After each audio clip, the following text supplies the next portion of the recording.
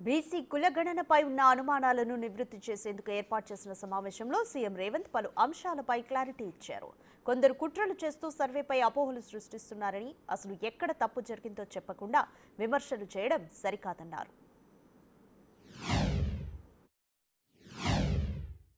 నిరంతరం 1,03,889 మంది ప్రభుత్వ సిబ్బంది ఇల్లు తిరిగి సమాచారాన్ని సేకరించారు.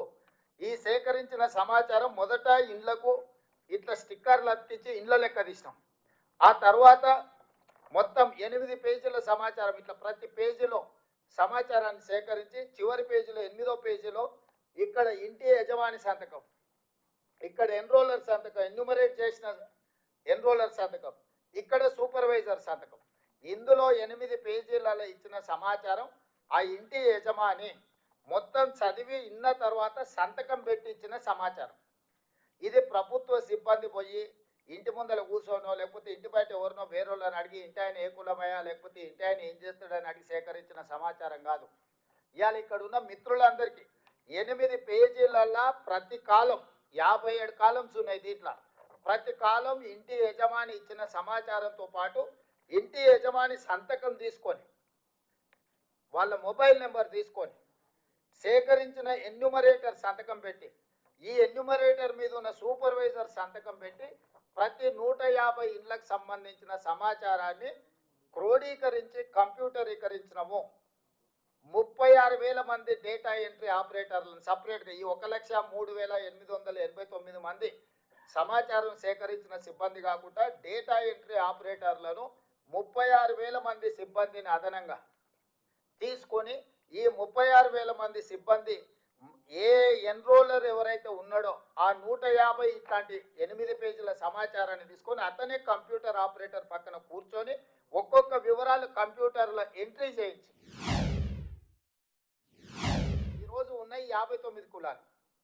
కానీ సమగ్ర కుటుంబ సర్వేలో ఒక్క రోజులో చేరడం వల్ల 82 కులాలుగా ఎస్సీ ఎస్సీ ఉప కులాలను రాసుకొచ్చారు వాళ్ళు. ఎందుకు 82 కులాలు వచ్చినా నేను స్టడీ చేసిన 82 ఎందుకు మోచి MOCHI ఆ కులం. కానీ కొందరు ముచ్చి అని రాసిన పోయినాడు MUCHI అని రాసిన. ఆ కంప్యూటర్ కొట్టేటోడు మోచిని ఒక కులం కింద కొట్టిండు, ముచ్చి ఇంకొక కులం కింద కొట్టిండు. చెండాడ అని ఒక కులం ఉంది, CHA NDA DA ఉండాల్సిన దగ్గర చెండాంట అని కొట్టుకొచ్చాడు. సో అదొక కులం కింద ఇదొక కులం కింద చివరికి ఎస్సీ ఎస్సీ ఉప కులాలు 82 కులాలుగా మారినాయి. అంటే రాసుకొచ్చినోడు ఒకడు, కంప్యూటర్లో ఎంట్రీ చేసినోడు ఒకడు, ఇవి బయటికి చెప్పినోడు ఒకడు. ఎవరికి పొంతం లేకపోవడంతో సమగ్ర కుటుంబ సర్వే చంద్రశేఖరరావు ఏదైతే లెక్కలు చెప్తున్నాడో తప్పుడు లెక్కలుగా అర్థం పర్థం లేని లెక్కలుగా మారి అవి బయట పెడితే వాళ్ళ పరువు పోతుంది. ప్రభుత్వం చేసిన ఆనాటి ప్రభుత్వం చేసిన మొత్తం వ్యవహారం అంతా ప్రజలకు అర్థమవుతుందని అది ఆయన్నే సిగ్గుతోని లోపల దాచిపెట్టుకొని ఎన్నికలు వచ్చినప్పుడు ఆయనకు వాడుకున్నాడు. అందుకే బయట పెట్టలే. ఎన్రోలర్గా ఇల్లు తిరిగి సమాచారం సేకరించాడో అతనే వచ్చి కంప్యూటర్ ఆపరేటర్ పక్కన కూర్చొని కంప్యూటర్ కిందులో జిల్లా పేరు, మండలం పేరు, గ్రామ పంచాయతీ పేరు, ఆవాసం పేరు అంటే హ్యాబిటేషన్ ఎక్కడ, వార్డు నెంబర్ ఎంత, ఇంటి నెంబర్ ఎంత, ఏ కోడు ప్రతిదీ ఎవరైతే రాసుకొచ్చిండో అతనే కంప్యూటర్లో ఎంట్రీ చేసి మళ్ళీ ఈ 150 దేనికి దానికి బండలు కట్టించినాం. మనం ఎన్నికలలో ఓటర్ల బ్యాలెట్ ఎట్లయితే కౌంట్ చేసినాక బండిల్ కట్టి దాచి పెడతామో రేపు ఎవరైనా గిట్లనే ఏదో ఒకటి చెత్తబాగుడు ఇది తప్పుడు లెక్కలు అని అంటారని చెప్పి ప్రతి 94,863 మంది ఎన్రోలర్స్ 150 ఇళ్ళకి ఏదైతే లెక్కలు రాసుకొచ్చారో ప్రతి 150ను బెండలు కట్టి మనం ప్రభుత్వం వీటిని దాచిపెట్టింది.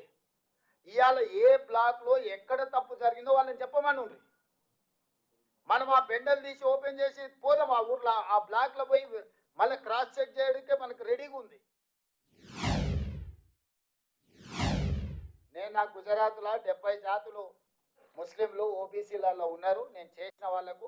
కాకపోతే నేను ఎప్పుడు మీడియాలో చెప్పుకోలేదని ఈ దేశ ప్రధానమంత్రి నరేంద్ర మోడీ గారు 2022లో అఫీషియల్ ఇంటర్వ్యూలో చెప్పిన ప్రధానమంత్రిగా.